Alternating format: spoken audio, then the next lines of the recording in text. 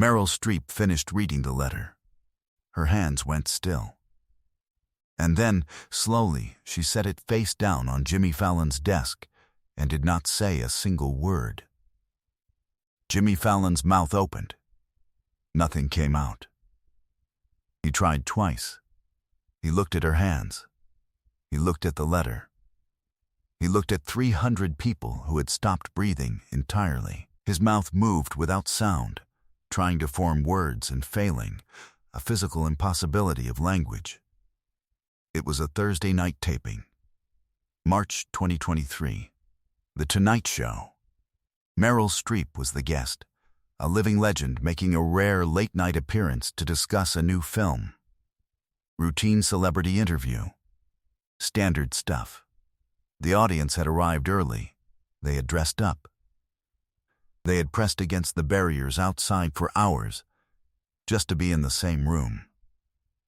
When Meryl Streep walked onto that stage, she walked slowly, not with the energy of someone performing, but with the particular ease of someone who no longer needs to prove anything. The ease of a person who has arrived. The audience gave her a standing ovation before she reached her chair. She laughed. She waved them down. She told Jimmy it was too much. He told her it wasn't enough. The interview was warm and funny and moving, the kind of conversation that makes late-night television worth watching. Everything was right. Everything was flowing. And then Jimmy reached beneath his desk and pulled out an envelope. Not a prop, not a gift, just an envelope, white, slightly worn at the corners, the kind that has been held and set down and picked up again many times. He held it out to her and said nothing for a moment. He said simply, "This came for you, not for the show, for you." She took it from him, not performatively. Just took it the way you take something from someone's hands when you are not sure yet what it is. Old, the paper inside aged to the color of cream. Handwritten, not typed, not printed, just handwriting. The kind that fills a page without margins, the kind that belongs to someone who had a great deal to say. She unfolded it slowly. She began to read. 300 people watched her face. They watched her read. They watched her eyes move down the page. They watched something happen to her expression. Not a dramatic collapse, not tears, not a gasp, but the smaller and more devastating thing, the face going very still, the way a face goes still when the mind inside it is somewhere else entirely. When she finished reading, she placed the letter face down on the desk and sat without speaking. Her hands rested on top of it. Fingers pressed flat against the paper as if holding it in place. To understand what happened next, you need to understand what happened in 1968. Meryl Streep wasn't always Meryl Streep. She wasn't always the 3-time Academy Award winner, the most nominated actor in the history of the Academy, the woman whose name had become a shorthand for excellence in an art form. In the autumn of 1968, she was 20 years old, a junior at Vassar College, and she was failing. Not academically, she was brilliant in a classroom. She was failing at the thing she wanted most. She had auditioned for the fall production, a small college staging of a Chekhov one-act, and she had not gotten a part, not even a small one. The director, a man named Gerald Holt, who taught a single course on European drama and considered himself an authority on talent, had looked at her audition and written 2 words on his evaluation sheet. No presence. She had found the sheet in the trash outside his office. She had read it standing in the hallway. She had folded it and carried it back to her dormitory room and sat on the edge of her bed for a long time. There was a woman named Dorothy Calloway who lived 2 floors above her in the dormitory. Dorothy was 64 years old, not a student, not a professor, but the house mother of the dormitory, a position that had largely ceased to mean anything by 1968, but which Dorothy occupied with complete seriousness. She had been there for 11 years, She had come originally to care for her younger sister, who attended the college and then graduated and moved to California, and Dorothy had simply stayed. She made tea at 8 in the morning and 10 at night. She kept her door open. She was the kind of person who understood that her purpose was not to do anything in particular, but simply to be present. She knocked on Meryl's door that evening. She had heard her come up the stairs. She had heard the particular quality of the silence that followed. She came in with 2 cups of tea and sat in the chair by the window and said nothing for a while. Then she asked what had happened. Meryl told her. She told her about the audition, about the evaluation sheet, about the words "no presents" written in red ink by a man she did not respect, but whose judgment had landed like a stone. Dorothy listened without interrupting. When Meryl finished, Dorothy set down her cup and said, "Do you want to know what presents actually is?" They talked for 3 hours. Dorothy talked about watching Katharine Hepburn on stage in 1947, about what it meant to take up space without taking space from anyone else. She talked about her own sister, who had been terrified to perform and had forced herself to do it anyway, and had discovered something important about fear, that it doesn't disappear, it transforms. She told Meryl that the director was wrong, and she said it simply, without drama, the way you state a fact. She said, "The thing about presence is that it can't be taught. But it can be recognized, and I recognize it in you right now, sitting here, talking to me, not performing anything for anyone." Meryl auditioned again the following semester. She was cast. And then again. And then she was cast in everything. Within 2 years, the same director who had written No Presents was writing letters of recommendation for her graduate school applications to Yale. She graduated from the Yale School of Drama in 1975. She was on Broadway by 1976. She had her first Academy Award nomination by 1978. By the time she received her 3rd Oscar in 2012, she had been a household name for 30 years. Dorothy Calloway had watched all of it from a distance.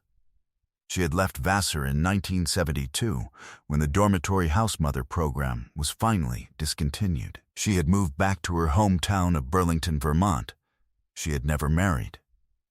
She had taught piano to children in her neighborhood for 15 years and then retired and lived quietly in a small house near the lake.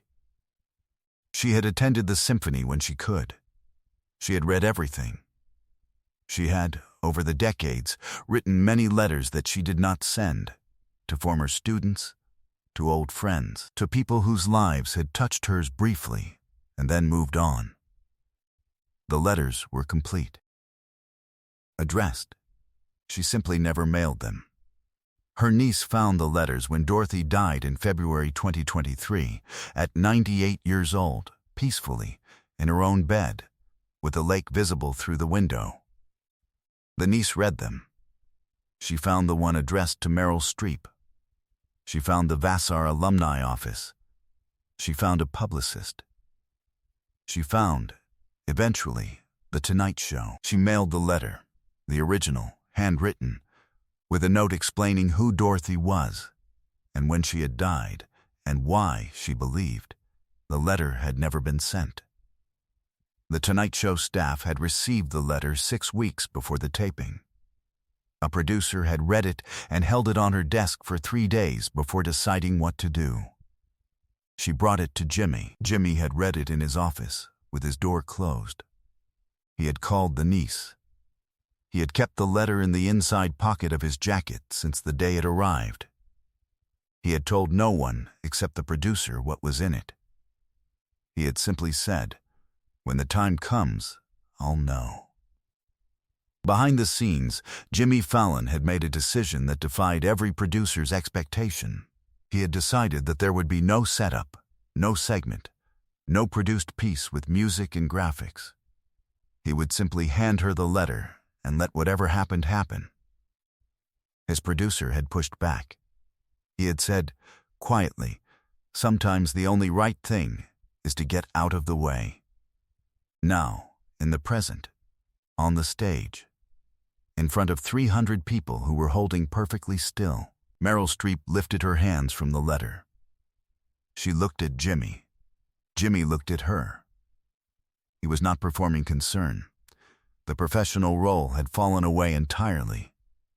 His hands were folded in his lap. His face was open and quiet. She said, "How did you find this?" He said, "She found us."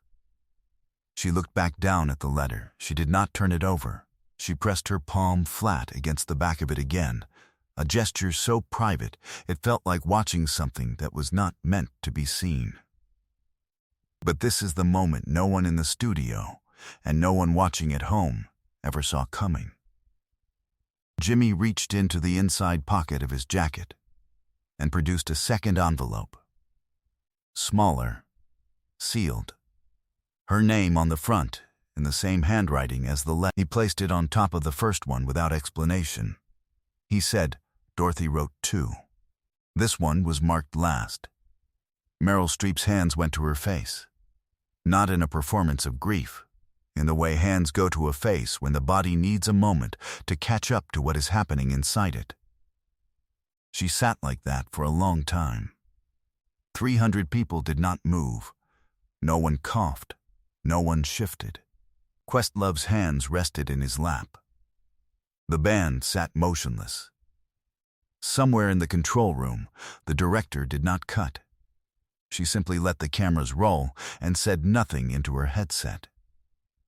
When Meryl lowered her hands, her eyes were wet. She did not apologize for it. She picked up the second envelope. She held it for a moment, without opening it. She looked at Jimmy and said, "Do you know what's in this one?" He said, "No, that one's yours." She set it down. She looked at it. She said, "I think I need to read this at home, if that's all right. I think this one is private." Jimmy said, "Of course." She said, "I want to tell you something about her. Can I tell you something about her?" He said, "Please." She picked up the first letter. She held it carefully, the way you hold something that is both fragile and permanent. And she talked about Dorothy Calloway for 11 minutes. She talked about the tea. She talked about the chair by the window. She talked about the specific quality of being seen by someone who has no investment in what you become. Someone who simply looked at you and told you what they observed. She said, "I have been told many things about my abilities over 50 years. Most of it has been kind. But I have never forgotten that night. I have never forgotten what it felt like to have someone say, simply and without needing anything in return, 'I see you. And I think you're going to be fine.'" She paused. She looked out at the audience, really looked, the way actors sometimes do when they stop performing and are just a person in a room. She said, "I never got to tell her what that night did for me." Jimmy stood up from his chair. Not quickly. He stood slowly, the way you stand when you don't know what you're going to do, but you know you need to be on your feet. He walked to her side of the desk. He sat on the edge of the desk. He said, "I think she knew." She looked at him. She nodded once. She said, "I hope so." The audience rose without any signal. All 300 of them on their feet in absolute silence for a moment before the sound came. Not applause, not at first, but something quieter, a kind of collective exhale, and then applause that built slowly from nothing into something that shook the walls. Dorothy Calloway's second letter was never made public. Meryl Streep has never discussed its contents in any interview. The first letter was returned to the niece, framed, and now hangs in the living room of Dorothy's house in Burlington, which the niece kept. Below it, on a small card in the niece's handwriting, are the words Dorothy used to close every letter she ever wrote, sent or unsent. "I believe in you completely. I always did." The piano in Dorothy's front room still has her students' names penciled inside the fallboard. 30 years of names in her careful handwriting, the record of every child she believed in before they knew it themselves. Meryl Streep's name is not among them, but it might as well be.